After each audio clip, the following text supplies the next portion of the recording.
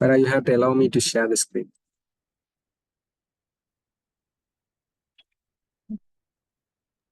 Yeah, done.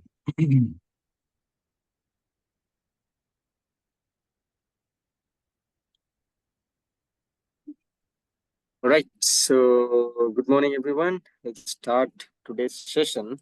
So, before that, were you able to complete the last session? That session 4, trained and test.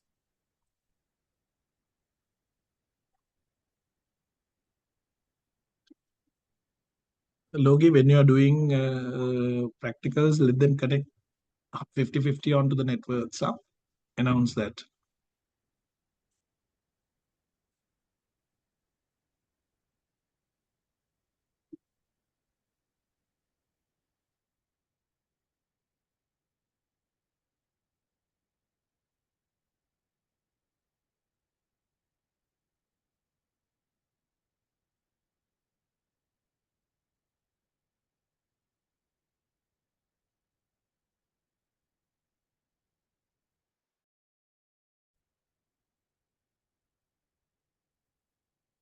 How many of you tried the last session in home? Were you able to run it? Huh? Were you run it? Yeah. Yeah, it will take a long time because it's not a GPU based model. It's a CPU one. So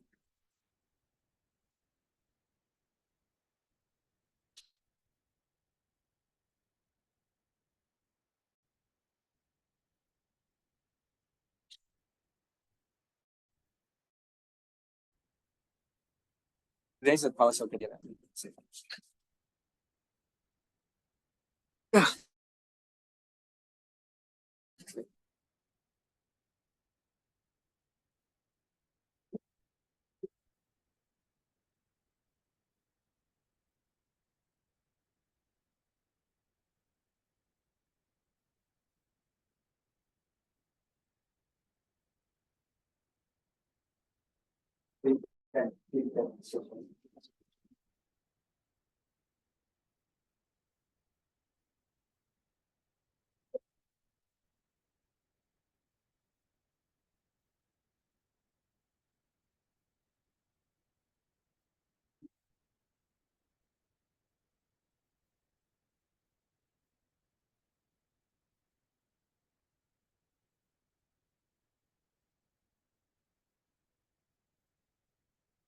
There are two links.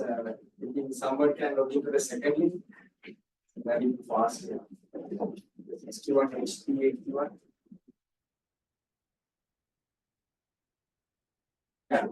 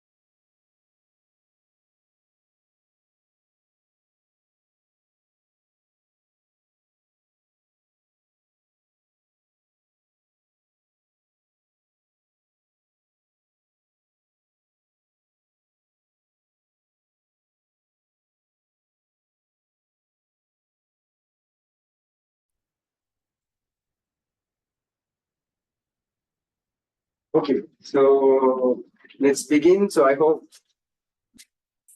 uh, at least you went home and tried the other one. right? So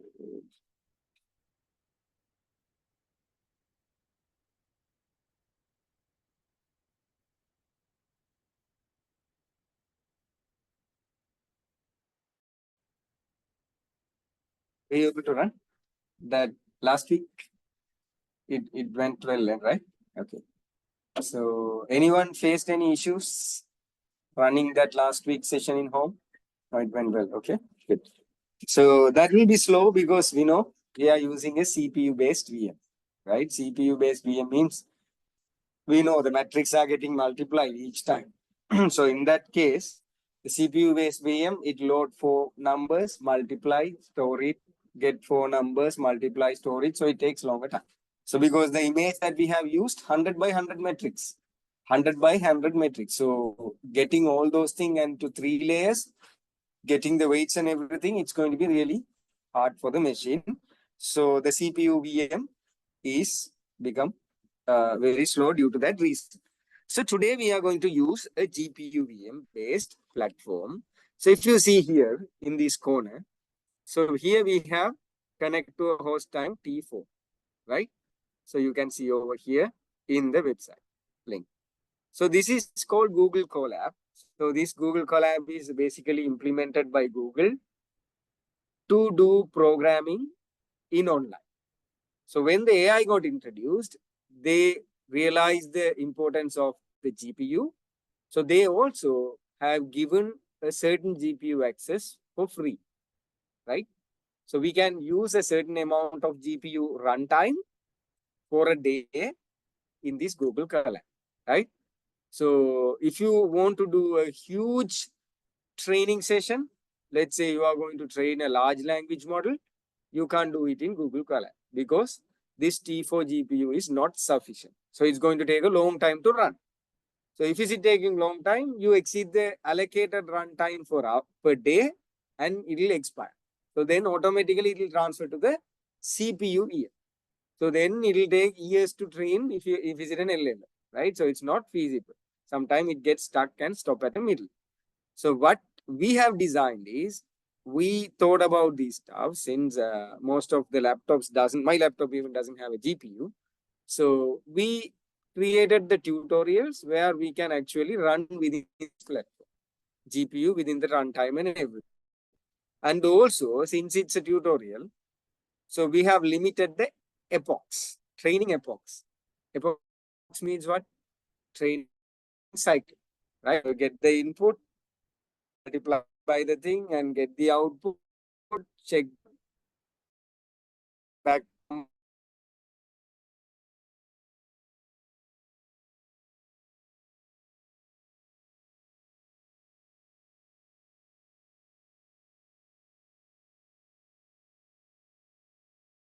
number and you can do the session at home as well. Okay. So now get into the session. So today we are going to learn. Last time we did some kind of object detection, vehicle detection using scikit-learn library. Scikit-learn library is a very old machine learning library, right? Where we use linear regression and everything to identify that. So today we are going to basically go through 2 different sessions. One is an ML based character recognition. Character recognition means what? These are handwritten characters. Handwritten characters. 3, 4, 2, 1, like, these are handwritten and taken a photo and they have stored it in a database. So called MNIST, MINST database. So this is a very practical way to teach deep learning. So they have more than 60,000 images collected on handwritten notes. So you can think like, what is hard in recognizing the handwritten characters, right? So if you ask that question, come to University of Morocco and I'll show you some papers. You don't know whether it's 0 or 4, right? So the way the students write is really a mess. So you find it hard, okay, here they put 0, but finally they are getting the correct answer. So how is that possible? Then when you go back, no, it's not a 0, it's 4 or 9. So it's very confusing. So it's really hard to identify certain people handwriting.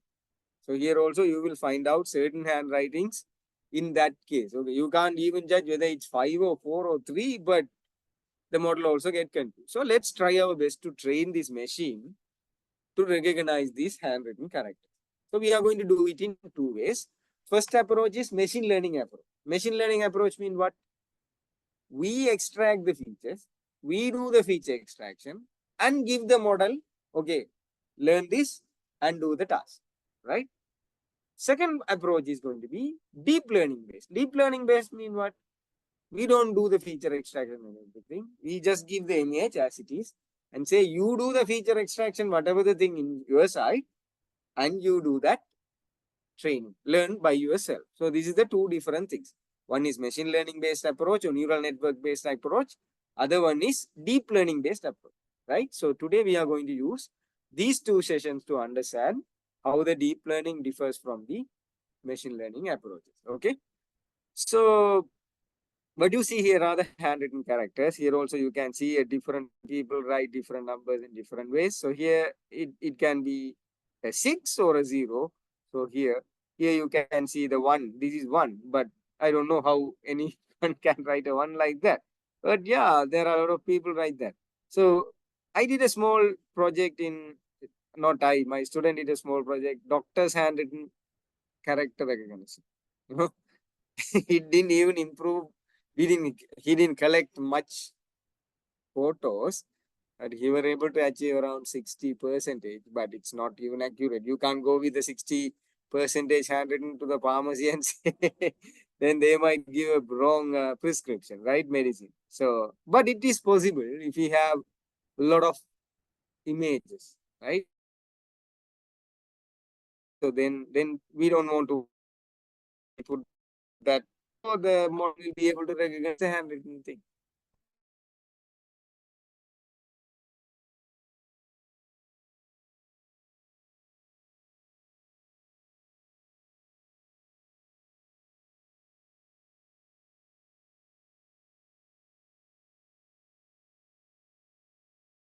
Learn how to do today this one. So once this is done, you can use the same thing for any recognition system. Right? Doctor's handwritten, nameplate recognition, anything.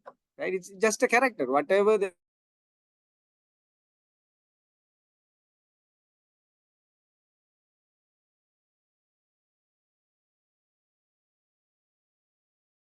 problem. Classification problem in last time we did lorry or car or van or multi-purpose vehicle. So that is a classification problem. So here we have 0 to 9 numbers. 0 to 9 numbers. So we are going to detect whether it's 0, 1, 2, 3. So we are basically classifying the handwritten character is 0 or 1 or 2 or 9, right? So today we will be using to achieve character recognition by classifying handwritten number characters with accuracy is up to 95%, right? 95% accuracy is really good for a handwritten character. So we will be able to achieve that using deep learning, right? So the artificial neural network consists of basic fully connected neural network followed by deeper network that uses the concepts of convolution and pooling. So I will come to that point later on. First, we will go through the normal way that we have constructed the neural network last time. Just the neural network, give the image as a pixel, it learned and classified, right? What is the accuracy we got? 0.15, 15%, right? 15% accuracy because model is not large enough to learn. The same time, the epochs we did is not enough, 10 epochs or something we did. And the images are not that properly designed because the lorry image has a car in it. So it won't learn in that manner. But here, there is no other digits coming into one digit. 4 means it's 4. 7 means it's 7. So it's very clear-cut images, clearly shaped data. So then model can learn easily. For example, if a teacher comes and put all the notes and you learn by yourself, teach it. If you have a structured notes, very nicely prepared slides, our brain learns easily. The same concept here also, right? So we will go through that. So we will here construct basically a neural network using the Keras library. Last time we used something called something called Scikit library. So here we are going to use a Keras library, right? So just like human brain need to learn, recognize images of an apple and everything, the machine learning model also need data to the training and the testing that we know from the last class. So the MINS data contains 60,000 images of different handwritten characters for training and 10,000 images for testing, right? So we also know why we need to train and test. We need to train and we need to test, then only we know how the model is accurate. So we can't just, okay, I train, let's go for testing. No, we should test before putting. So that's how even while the trainer trains you while in the driving class, he trains you and he sits next to you and keeps silent and let you drive. That is the testing. After that, you have to go to the road, right? So that's the same scenario over here, right? So now we will start the coding session. So the same thing as we have performed in the Jupyter notebook, shift enter, it will run. But here is another advantage. Here the play button is also there for each code, right? So you can just click the play button to execute the code. Shift enter or click the play button. Earlier in the Jupyter notebook, you have to go all the way up to click the play button, right? So here, luckily, we have this play button, so you can do that. So first, use this matplot library. So we are going to import that. So this is a different way of importing into this Google Colab notebook. So this percentage sign is only useful for the Google Colab. If you want to do this Python, you will not have this percentage sign. You have to delete and run it in Python environment in your machine, right? So due to this thing, we will use this percentage over here. So now we have imported the matplot library in line. So that means a whole package of matplot is loaded into the Google Colab notebook. So once it run, you can see here a tick mark is added over here. Okay, tick mark is added over here. So then we are going to use certain libraries importing. Yeah. What is that? Yeah, because it's my notebook. So you are running your session, so it is not all that.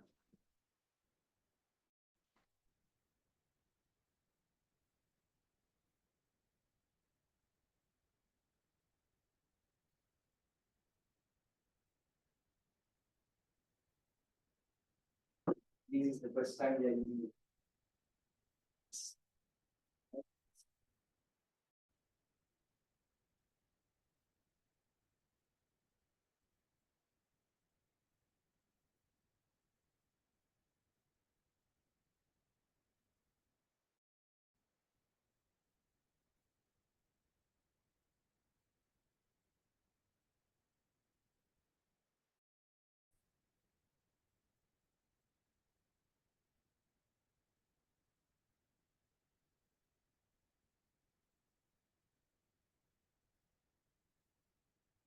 So just you have to run it because it's my Google. I created this one, so it will not authorize by Google. So it's fine. It's not like no harm. No, just to get into Gmail or the platform. He need to have a Gmail account too. Yeah.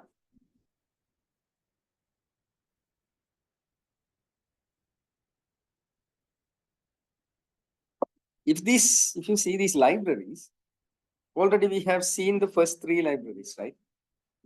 First two libraries. NumPy. Without NumPy, you can't do AI, right? Because it's a mathematics library for Python.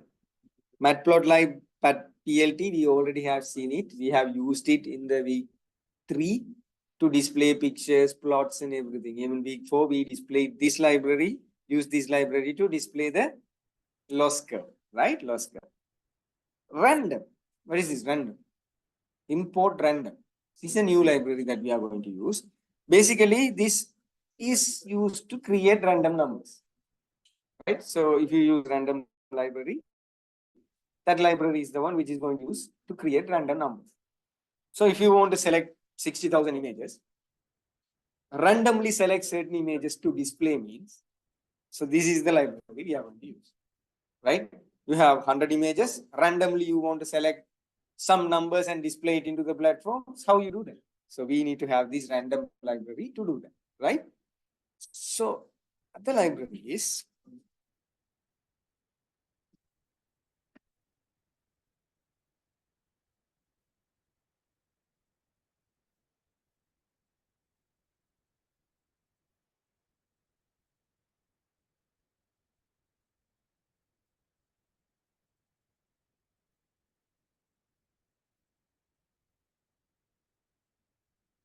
no, it's good.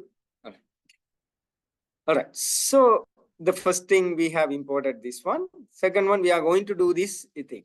So now this Keras is a huge, big library, right? As a big basket. So we can't load all the Keras things into the Python, this Google Colab, the Colab will collapse, right? So we have to select what we want to use and we will import only that thing. So from the Keras data set, we are going to import the MNIST. The Keras data set has a lot of data for machine learning purpose. Handwritten characters, certain other data, object data, and everything for the machine learning papers they have collected and they have stored it, right? So now we are going to use this MNIST, MINST data set, which is having these handwritten character numbers, 60,000 numbers, images for training, 10,000 for testing, right? So we are going to get that MNIST data set from the Keras dataset library. And this is going to be a sequential model. What do you mean by sequential model? So you have the first input layer. All the input layer neurons are connect to, like this is the first input neuron layer, right? And this is the second input neuron layer. This is connected everything, right? So this is connected to everything. So like that. Then this is the third neural set. This is connected to everything. So this is called sequential, right? So now we are going to build up a sequential network, neural network in this problem. So we have to import that sequential model also, right?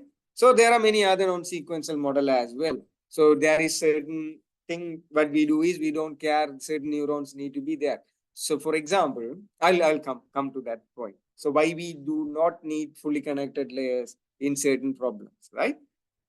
So then from Keras import layer, dense, dropout, activation. So these are three functions that we are going to use in model build up. So I will explain you while we are building it up. And import Keras utils as utils and Python image display. For these are important library that we are going to use.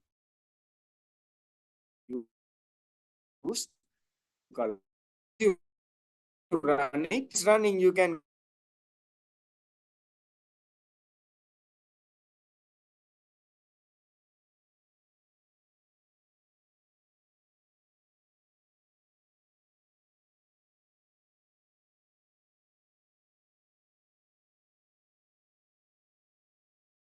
by mistakenly refresh, all the run thing will be gone away. So you have to load from the beginning. Okay. So right now we have run this one. Okay. Then finally we are going to go to the loading data. So we have already loaded using this library from Keras dataset import MINST. Now we are going to load these 60,000 images and see the shape over here into the platform. So here 60,000 images are 28 by 28 pixels. 28 by 28 pixels. That means earlier the images that we have used for the car detection 100 by 100, right? We reshaped it to 100 by 100. Here, all these images are reshaped to 28 by 28. And the training images also 10,000, 28 by 28. And if you are going to do, test images also 10,000 by 28 by 28. Even after we do the training and everything, if you want to deploy it in an environment where it need to detect the handwritten notes, the input image should be 28 by 28. Why is that? Because the input neuron numbers we already have defined 28 by 28, right? It cannot differ. So whatever the image, you have to reshape it into 28 by 28. Even for the car testing, what we have done, we took an image, we reshaped it to 100 to 100, then only we have put it into the detection. So this, because our neural network architecture is defined. Once it trained, it's defined. You can't change it after that. So the input shape should be the same as the training shape. So now we will load this environment, all the results over here. So now you can see all the data are loading. So once the data is loaded, 60,000 images, 28 by 28 pixel. So that means it's a square matrix, right? 28 by 28 pixel. Y train shape 60,000. What is that Y train? X is the input, Y is the output. 60,000 images we are going to input. And what is the Y output? It's the label. It's the label 0 or 1 or 2 or 3. So based on that only, it's going to check the error and come back and say, you have, it's number 1, but you have detected as number 7. So that error should be there. So these 60,000 are the labels. Y train is the label. So this is what we are going to predict, right? We are going to identify what is that one. So these are the images and these are the labels. So X test shape, the same thing, input is the images and the output is going to be the label. Whether it's 1 or 2 or 3 or 4 up to 9, the labels are defined. So now we have loaded successfully all these images into our platform. Okay. So run that one and I'll wait for a while. You run? It's very quick. Yeah. Why? Because we have GPU. Right? You can see the huge difference in the GPU here. Okay, today. Right. And before talking about GPU, they are simulating, the NVIDIA is simulating a world digital twin. They are simulating the world. That means they can predict the future accurately. So he said within a year period, the NVIDIA CEO, so we can say what is going to happen in 1 kilometer surface area. Clearly, they can define the weather and everything. So they are simulating the world, whole world in a mathematical model. So that NVIDIA is capable of that much they are doing right now. So this is a very, T4 is a very basic minimum GPU, right? They are using multiple like cores GPUs. All right. So the other one, right? Now what we'll do is we'll take randomly certain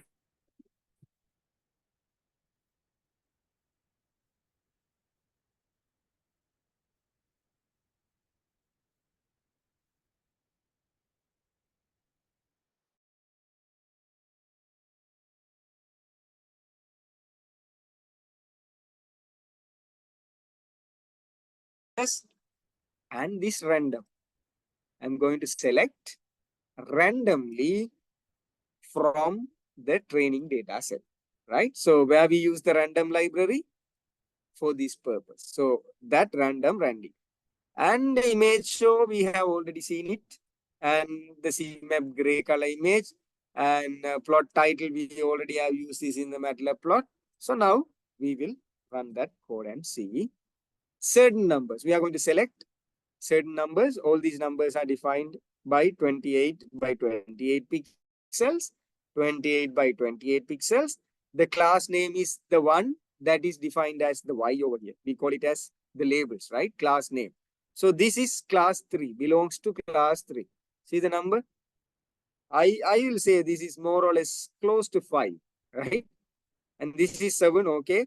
This is a 4, and this is 3, 5, 4, 7, 6, 9. So you can see class 9, there are lots of images under class 9, right?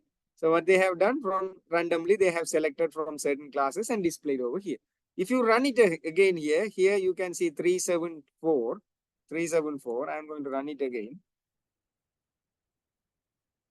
You can see 240. Why? Because it's random. You will not get the same results as mine because it's random, right? So that's the work the random do. So this is a 0 and 9, 0. This is 9. See, is this 9 or a 4? It's very confusing, right? So why we are using 28 by 28 pixel? This is the tutorial and we need to make it faster in the class. That's the only purpose. And the data set is defined as 28 by 28. If you have 28 by 28 pixel image, what will be the size of your input neuron? How much? It will be 28 by 28, 700 and something, 28 or something, right? Multiplication, 28 into 28, this many neurons. So the neuron size will be less, right? So that's the main reason. And the training will be fast. So that's the main reason we are using. So you can increase the image size. When you increase the image size, the time taken for training, time taken for testing, everything is going to go higher. But the quality of results will be good. So here you can see they reduce the size to 28 by 28. Therefore, the pixel values you can see clearly, right? See clearly. So yeah, when you convert this grayscale image into a pixel value numbers, dark black means what? So usually this color scale is defined from 0 to 255, right? 0 to 255. You can split the color image into 3 colors: red, green, blue, RGB images. So even the red is defined from dark red 0 to a light red 255, right? So like that, all the colors are defined from 0 to 255. So here is a gray color image. So here the 0 pixel means dark black, pure black. 255 means pure white, right? So in between, this is kind of a grayish white. So that means it will be maybe 232 number, right? We are giving the color a number, separating the colors into 0 to 255 scale. That's all. We can say it as a linear scale as well. Dark means this means this. In the middle, whatever the come, it will take the number. So these are the numbers that we are going to use for the training. As you can see, the number characters in the data set have been labeled as class 0 to class 9. So those are the labeled data, label. So these number characters are digital images constructed using pixels, which represent 0 to 255 numbers. It's a grayscale image. So now what we'll do is we will extract random one number and see how the pixel values are going to look like. So we are going to go select a random number and we are going to extract the pixel and let's see how it looks like. So here you can see the def function. What is this def? When did we learn this def? Second week, right? Second week we learned how to create a function. Whenever you need, you can call that function later on, right? So that's the main purpose. We are defining a thing. Okay, I'm going to take all these matrices and I'm going to print the matrix number. So here it's going to be randomly taking. So you don't want to go through like each and every line. So for me, it took, I believe, a number 2. Number 2, I can see the dark pixels are labeled as 0. Here you can see kind of a number. See, 2. It's 2. Right? If you run it again, it might bring a different number because we are using a number. I don't know what this number is. Probably a 1. Right? So you can see the white color images. This is 40. 40 means it's a very dark, like it's not a dark black, pitch black, maybe a slight gray or something. So here, if you come here at the center, 253, 255 is the pure white. So again, we go to this thing, you can see in the center of this area, it's pure white. At the edges of this thing, it's kind of a gray, dark gray kind of thing. So it was given the number accordingly. So you can one more time run and see how it works. So it's maybe a 3, right? You can see the number according to this shape. It looks like a 3 for me, right? For you, you will get different numbers when you are running because we are using this random.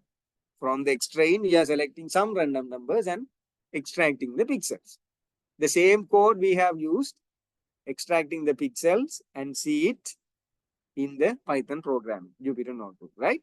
So you can go back and listen. So now what we need to do, this is a 28 by 28 pixel. If you count it, 1, 2, 3, 4, 5, 6, it will have 28. You will count in this way, 28. So now can we give this image as it is to the AI model? No, because we have the input neurons in one layer, right? So what we need to do, we have to flatten it. So we already know what this flattening means. It is a 3 by 3 matrix. 1, sorry, A, B, C, F, G, H, I. If this is a pixel image, if you flatten it, what is going to happen is it will be A, B, C, D, E, F, G, H, I. So what is happening? It takes A, B, C, then come back here, B, E, F, come back here, E, H, I. Right? So now we are flattening 3 by 3 matrix into a one column. Right? So why?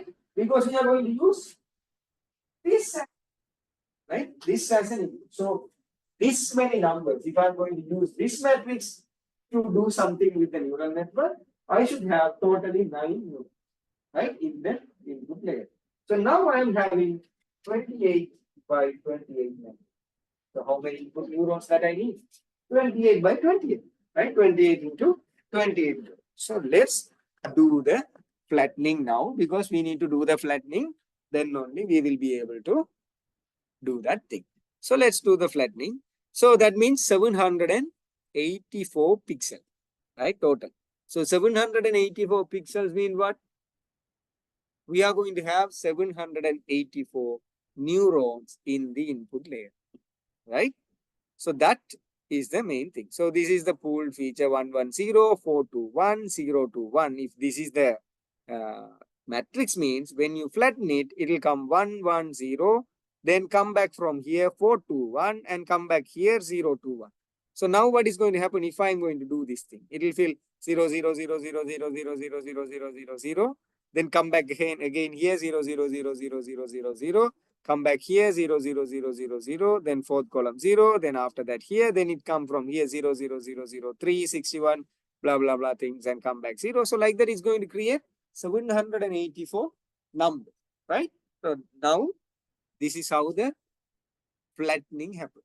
So flattening is needed because we have a 1D array. It's not a 2D. So we will see in the deep learning, it's going to be a little different, right? So this is the normal way that we have built up the previous scikit-learn library for the object detection, vehicle detection, right? Okay. So now we will do is X-train reshape, right? So now what we have in the, if you go back here, we have 60,000 images, 28 by 28. It's a matrix size. So now what I'm going to do is I'm going to reshape it into 784. The X test images also 784.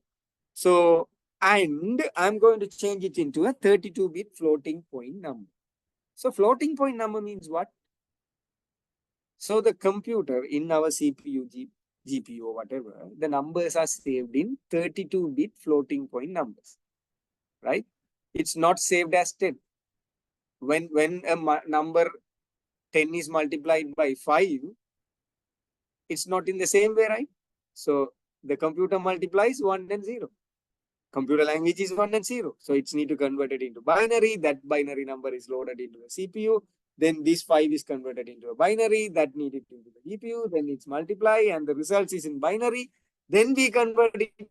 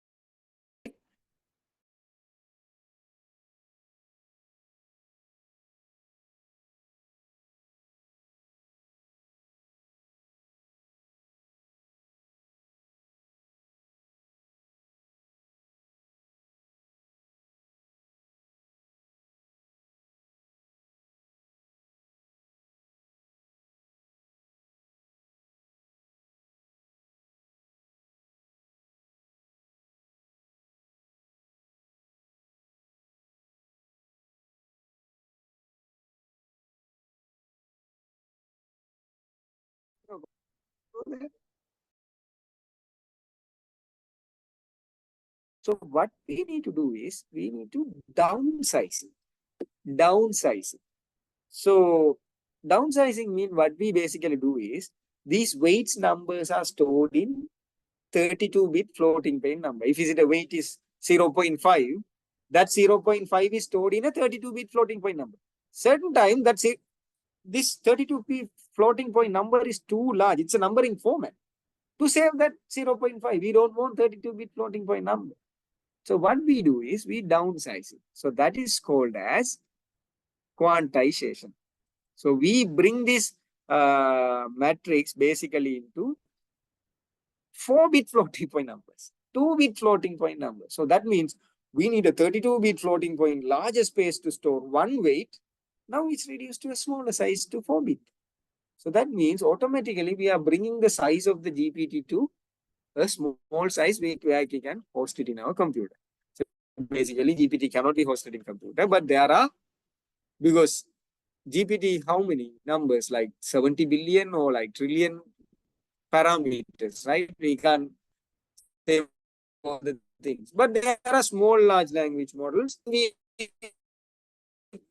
do the quantization, convert this 32-bit floating number into a 4-bit floating number, you can bring the size to 3 GB. So we'll learn those things at the later stage, right? So this is a numbering format where the computer saves the number in this format. So after that, this is called normalization. What is normalization? How do you normalize a certain thing? So you have a certain number array. So you want to normalize mean you select the maximum and divide all the numbers by maximum. So the maximum value from that matrix you are going to get is 1. Minimum value is 0. So you range all the 0 to 255 numbers to 0 to 1. So that is called normalizing. So what I am doing, 255 is the maximum number that I can get from here. If you see 253, here I cannot find any 255, but we know here 255, right? So maximum number is 255. So all the numbers if you take, it will be 255 because we have range from 0 to 255 the color. So I am dividing that X-train shape and the X-test by 255 to do the normalizing. Now do the flattening, do the normalizing, and we will print the shape. Now if you print, the X shape is 60,000 images. Earlier, I had 28 by 28 pixels, right? 28 by 28 pixels. Now, once I flattened it, it's 784. One row, right? One column. That's all. So this also 10,000 into 28, 28. When I loaded it, now I flattened it. So after flattening, I got 784 numbers. Clear? Okay. So now we have shaped the X inputs thing. Totally fine. Now what's the thing is, if you go back here and see, we have class 4, class 0, class 2. Can they understand this class? No, right? We should get certain things, right? So even in the lorry or car or multi-purpose vehicle, it will not say multi-purpose vehicle, car, this thing. It's not the label. So we have to convert into a number. So for example, if it's a car, I'm going to allocate 0. If it's a van, I'm going to allocate the number 1. If it's a multi-purpose vehicle, I'm going to allocate 3. I have to define those outputs into a number. Then when the number is output is higher percentage value. For example, you put a car after training the model, you put the car image, and the number 3 is one image of something. Then the number 3 is firing. That means having 0.85% highest probability value. Then the model knows number 3 belongs to multi-purpose vehicle. It's also 0.85. Then the model decides this is multi-purpose vehicle, right? So similarly, we have class 0 to class 9 now, 10 classes. So now we need to convert that into a number.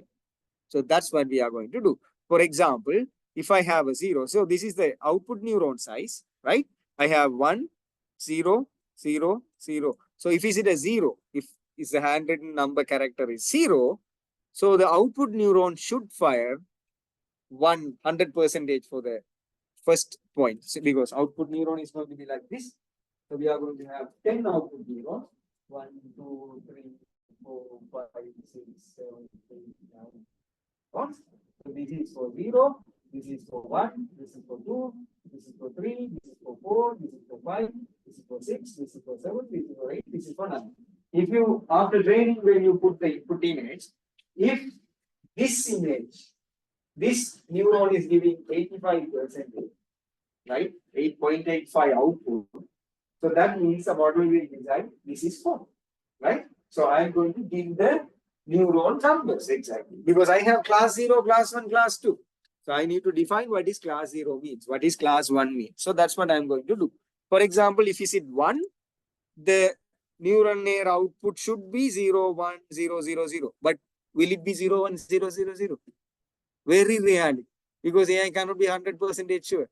So it will be 0.1, 90, 0.95, 0.01, 0.001. Some values will be there, right?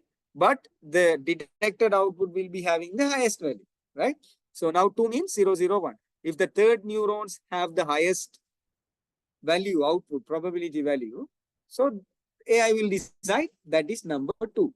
If it's the 10th neuron having the highest value, then the AI will decide that is number 9, right? So now we are going to convert, right? For example, if this is the output neuron value, so 0, 0, 0, 0, 0, 1 means 0, 1, 2, 3, 4, 5. If this is firing, this neuron's having a highest value, so actual input is number 5, the candidate in character number 5. So that's how the AI is going to detect. You are getting the concept, right? How it works? Yeah. So now, for example, this is the way. See, if you are getting the 2, giving the 2 image, so now we have converted this 2 image into 784 pixels. And it have connected layers, neurons, blah, blah, blah thing, and it multiply and fire. Finally, the 2 will have the highest probability number or highest value, right? Ideally, it should be 1, but it cannot be 1. 100% cannot be. So it will be having the highest value compared to the other thing. So that's how we are going to select. So now I am going to do the training shape and testing shape into 10 classes, right? 0, 1, 2, 3, 4, 5, 6, 7, 8, 9, 10 classes. So by clicking this one, I have defined the classes, the output neuron classes, right? So that is also done. So now what we will do is we will create the neural network for our purpose. So this is the image 28 by 28. So input neurons that we have 784 we have decided already. The second layer, that means the first hidden layer, I am decided to have 512 nodes. So why I have 512? As I said always, as a standard practice, we go in the order of 2 to the power. 2, 4, 8, 16, 32, 64, 128, 256, 512, 1024, 2056. Like that, we go in the number range, 2 to the power order range. That's a standard practice. There is no written thing saying, okay, you should go in the 2 to the power. I can even have 100 neurons. There is no how, right? But it's a standard practice. All the AI engineers follows up. So now we are going to build up a first hidden layer with 512 nodes. Node means 512 neurons. I'm going to have a second hidden layer that also going to have 512 neurons. You can also change this to 256 if you wish, right? So I'm just going to go with 512 neurons using these 512 nodes. And output neuron we know because we have 10 classes. It should have 10 neurons, right? So let's build up the neurons right now. So first I'm going to load the model. What is the model that we are going to use? Sequential model. Because if you see, all this one neuron is connected to all these 512 neurons, right? So one neuron have 512. So you can see 784 into this much onto this much into this much. How many parameters we are having, right? It's a huge model compared to the last time, right? So now I'm going to load the model. That is a sequential model because it's sequential, right? I'm going to load the sequential model. Then let's build the first 2 layers. So here input shape is 784. We already have flattened and we have defined. Then we call the dense layer 1. I'm going to build a 5, 12 neurons. So this is how you add that thing. Okay. Model add, model dot add, because the model is equal to sequential. I have defined already. It's going to be a sequential model. So I'm going to use model add. First input shape is going to be 784 that I have already defined. And the first neuron, hidden sets, I'm going to have 512. By changing this, you can even have 100, 256, 1024. That's up to you as an AI engineer. In this class, I'm going to use 512. In home, you go back, change this number, run again and see the accuracies later on, right? So once I put this one, clicking, yeah, here is a comma should be present because it's not a mistake. That represents the 784 length vector, right? That's the input vector that we are going to have, 784. And 512 thing is done. Then if you see something called activation function. What is that activation function? First time we are hearing that, right? Activation function. What does that mean, activation function? Heard about that? Okay, let me go back here to this thing. Clearly visualize this GIF file. I'll give you 1 minute, maybe 30 seconds to just check what is happening in this animation.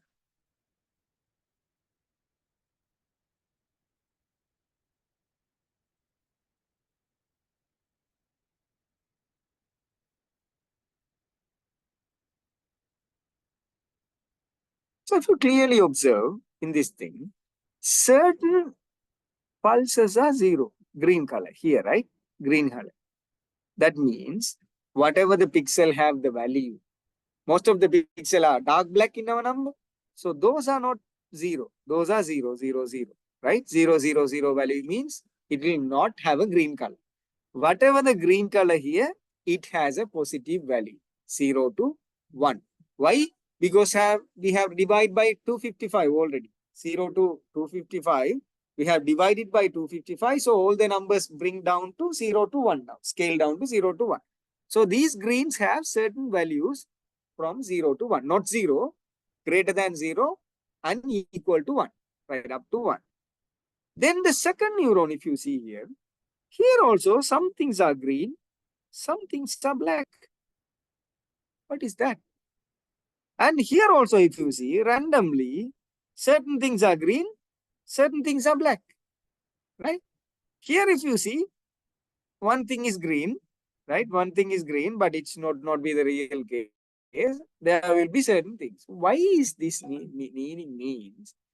For example, what we are going to do now is, it's a kind of multiplication. The kind of multiplication. So it is the neuron, this is the weight, input 1, this is the weight 1, this is the neuron, and this is the bias, and this is the neuron 2, and this is the output y. So we know y is equal to x1 into w1 plus b. Right? So now this is what we do. Right? This y is going to have a value. In certain cases, the y can be negative also. Right? In certain cases, the y can be 0.00001.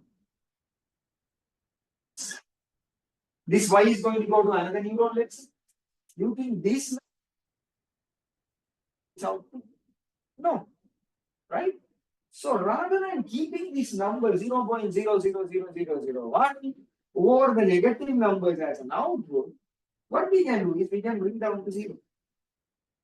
By doing that, okay, if we see a very small value, bring down to 0 means what we are doing, or a negative number bring down to 0 means what we are doing is we are eliminating the less important numbers. That means less contributing numbers for the decision making. So if you keep this number, what will happen? This is going to make a very small impact on the output. But this is not the computer. The computer needs to load it, it needs to do the performance and do that. So if you put it to 0, multiplying by 0 is 0. It's easy. So to reduce the weightage on the computer side, what we do is we take an action called activation function, right? So this is an activation function. There are multiple activation functions are there in the AI. We are going to learn different sigmoid function, ReLU function. There are many functions available. Based on the need, we can select that activation function. ReLU means any negative number comes in as an Y output.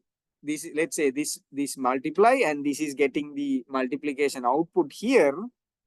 As this neuron output is -1 according to the calculation, it will put 0 over here, right? Because this is the graph. Any value output of a neuron comes as 0 or negative, it will set it to 0. So there is no negative value will come to a neuron. If any value coming in the positive side, it will give the same value. If is it 5 coming, the value also will be 5. 2 coming, value 2. 0.1 coming, 0.1. But any value comes in negative, then we eliminate that completely. So to eliminate the less 0.00001, if that comes in now, it will give the 0.00001 according to this function. There are certain functions that eliminate that also. But in this case, we are not going to eliminate any positive numbers. Only the negative numbers we are going to eliminate. So that means any neural network in the multiplication giving a negative output, it will set to 0. So the output will be set to 0, right? The reason multiplying a positive number to positive number in the floating point digits is faster than multiplying a negative and a positive number in the computer, in the hardware aspects, right? In the 32 floating number. So we can enhance the speed as well. Okay. So now we have get this ReLU function. So we are defining the activation function is ReLU. So this ReLU is already defined somewhere as a library in this Keras library. So we loaded the Keras sequential model. In that sequential model, we have these things over there already stored. So we are importing that and calling, okay, in this library, for this purpose, I'm going to use this ReLU function. I called it. So ReLU function means, for example, if the input is 0.8 to the neuron, then the output will be 0, right? If it is positive 0.8, it will give the same output as the thing. So basically, we are setting any output from a neuron. If it is negative, that is 0. So that means you can understand what is happening here. Why certain things are black over here? If we are using ReLU function, these neuron actually had negative values. So it's set to 0, the activation function, right? So that's how we finally setting 0, finally we are getting the thing. All right. So now this is an activation function we have done. So then the dropout function. So dropout zeros a selection of random outputs. So disables their activation. So dropout helps protect the model from memorizing or overfitting the training data. So that means what we do is dropout means, now imagine 784 neurons in the input. Second layer, we have 512. And we all are connecting everything. One neuron in the first input neuron to 512 in the hidden layer. Second neuron to 512. Third neuron to 512. What actually we are doing is, we are creating a sequential, but we are loading the model, right? We are loading the model. So what we are going to do now is, we are going to drop out certain branches. We are going to cancel certain branches. It's 784. Maybe the first neuron is not connected to 512. Certain connections are eliminated randomly, right? Maybe 500 connections. This will help us not memorizing. So in the exams, the way certain people don't study much, but they go and perform in the exam, they score high marks. Certain people memorize, and they get good marks, but in certain exam they fail. For example, the people who get 10 A's in O-level, they rarely shine in A-levels. The reason, O-level is memorizing game, right? A-level is a different game. You have to have intelligence, right? So you can't memorize and go and do maths, right? So whoever get 10 A's, they are very good in memorizing. But when it's come to A level, it's not memorizing it. So it's very common. I have seen in many schools, 10A O level, many people. But whoever get 2A, 3A, maths A, definitely they will go to this campus I have seen, right? So that's a memorizing game, right? So now what will happen is if you connect all the things together, when you do the training, the model will start to memorize. Memorize mean what is the issue? You will not think out of the box. If a certain thing that you never seen in the box, it will give a wrong answer, definitely. Right? So the memorizing is not a good model for the brain also. Right? You can't, memorizing is good, but over memorizing is not good. So to avoid that memorizing effect or overfitting effect, what we do is we cancel certain branches. And it also reduces the load in the computer because we are eliminating certain weights. So that is called dropout. So I'm going to define the dropout. Once I define the dropout, actually I have created the neural network here. So first input layer is successfully defined and first hidden layer also successfully defined. What are the functions that I have? I had the ReLU activation function for this first input neuron network. At the same time, I have 0.2%. That means 80% of the connections are going to be kept. 20% of the connections are going to be eliminated randomly. So the elimination from your and mine is going to be completely different, right? Okay. So now we have successfully defined the input layer and the second layer. Then we will go to this second hidden layer, third layer. That's also having 512. If you go, I'm going to add a 512 neuron and I'm going to use the same activation function ReLU and I'm going to do the dropout function 0.2 again. The same way that I have defined, I'm going to run it. Now I have successfully created the second hidden neural network layer, which is having 512 neurons.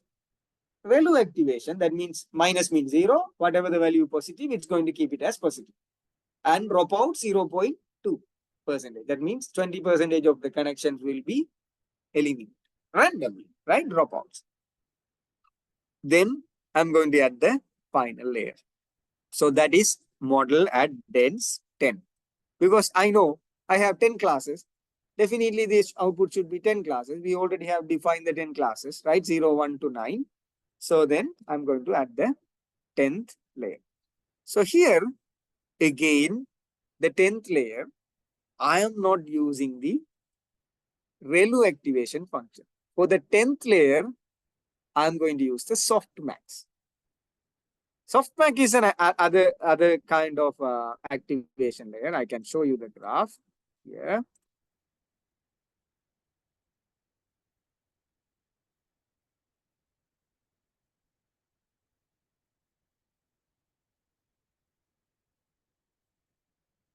See, this is the softmax activation function, right? So this is the softmax, for example, we can go here and see. So this is the softmax. This is the equation for that thing. So this is going to look like this. So earlier what we had 0 ReLU and a straight line as an output. So now it is not going to have, if a minus neuron comes up, what is going to set it? It's going to set it to 1. Whatever the value comes in this range, after a certain value, it's going to be set to 1. After a certain value, it's going to set to 10. So it's going to set from 1 to 10. That's what we need, right? 1 to 10. So we are using the softmax layer for that purpose. And we will add that one. We are not going to add any dropout because the 10th last layer doesn't have any connection over there. That's the last. So we don't want to drop out over there. So now we have defined the last neural network layer as well. So now we have successfully created the input 784, first hidden layer, second hidden layer, and the third hidden layer. So we know why the activation functions are used, and we know why we are doing the dropout to avoid the over memorizing thing, right? Okay. Now let's see the model summary. So by executing this code, we can get the model summary. Here, 512, this many parameters are there, right? If you take 512 into 784, this will be less than that. Why? Because we have done a dropout. So let me do a calculation.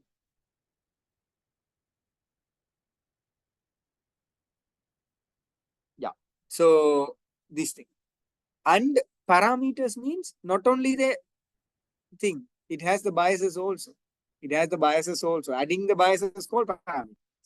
Then the activation is 512. Okay, 0 parameters, there is no parameters associated with the dropout, and the dense layer, 512. And this many parameters are there. And dense 2, this many parameters are there. So if you take the total parameters are there. Total parameters 66,009, sorry, 6,69,706 parameters. We are going to train now. It's a huge model. And trainable parameters, the same amount. Non-trainable parameters, 0. There is nothing. All the thing we are going to train, right? So this is the model summary over here. So we have 784 first layer, 512 second layer that has this many parameters connected to the first layer. Then first layer to first hidden layer to second hidden layer, this many parameters.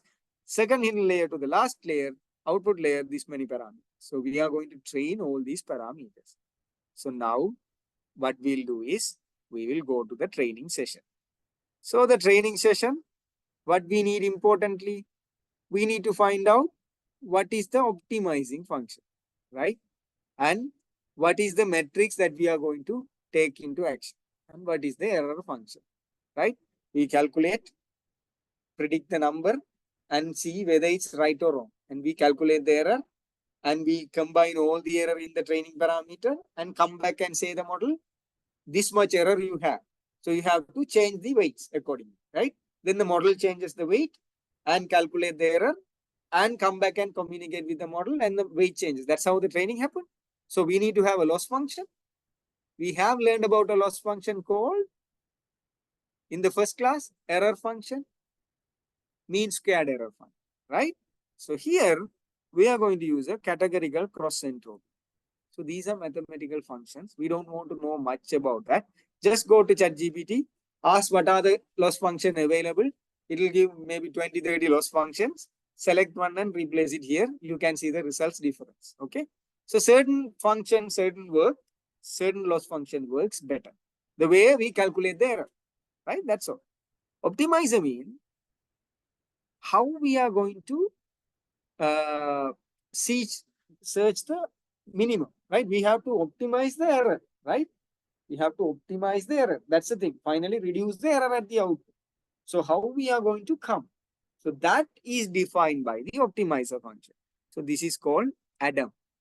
We call ADAM optimizer function. So let's go to the GPT and ask certain thing. GPT.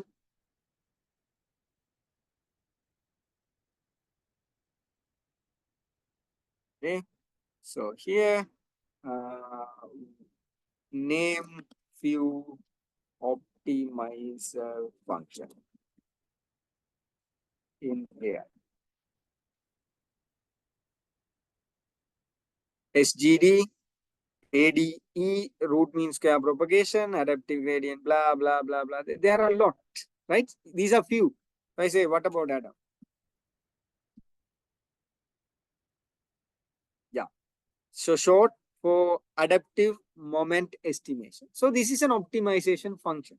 Similarly, you don't want to go into detail at this stage, but we will go what are the name few loss function that I can use in AI.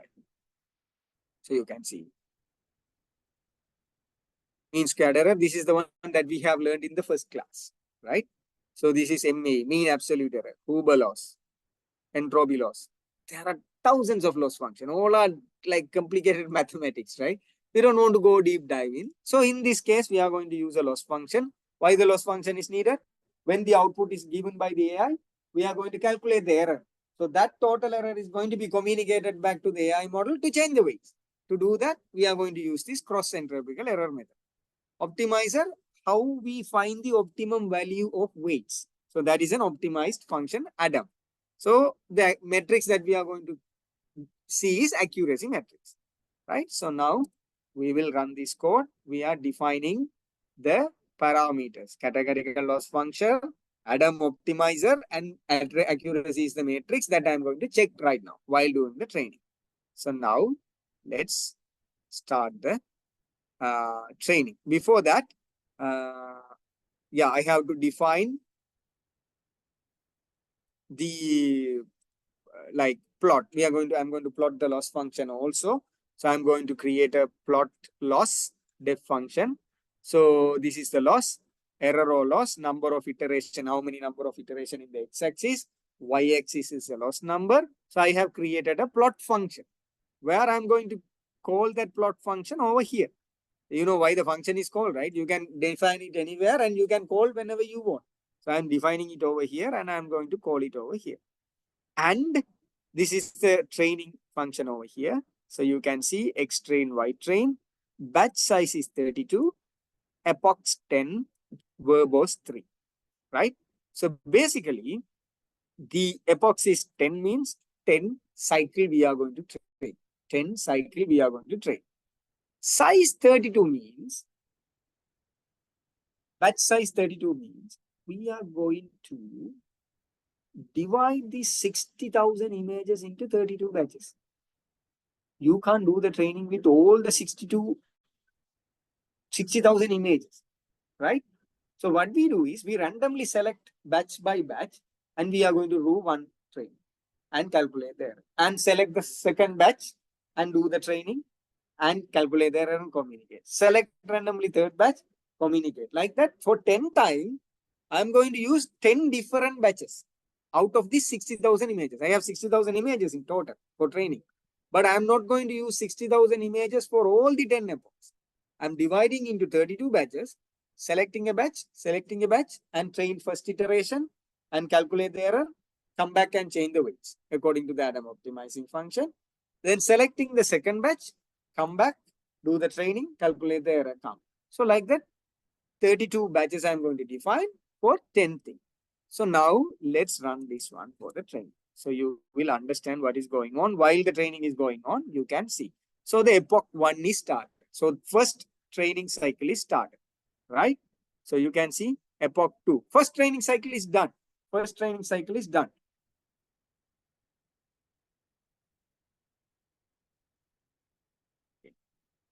Fourth training cycle is done. So it's very faster because we are using a GPU based thing. You can imagine the other thing, the CPU based RAM that we have used training for the last time. It took a long time for the training. Now it's very fast. Now it's very fast.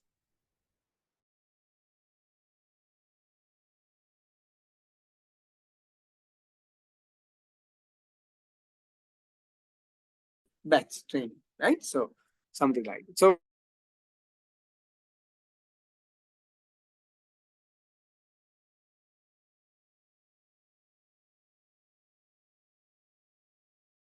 training, calculating, get back, take the second batch and do the training. These 32 images batches have all the numbers randomly selected. The training is done. Right now the training is done. The final epoch is going on, 10th epoch. That means it's very fast. You can imagine how the GPU is performing in the backend. Right. So now we have successfully trained and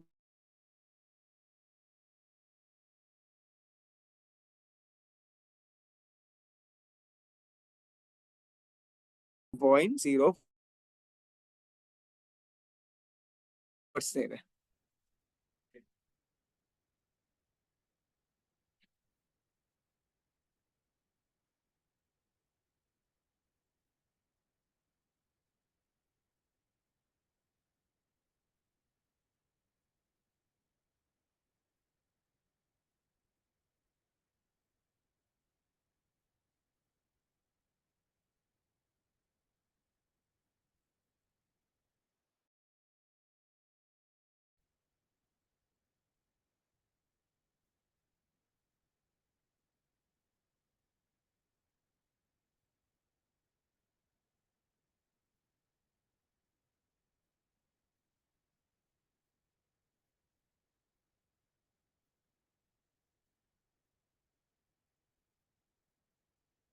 Anyone else? Any got any error? Oh, passed. Passed me. Model fit. It's right.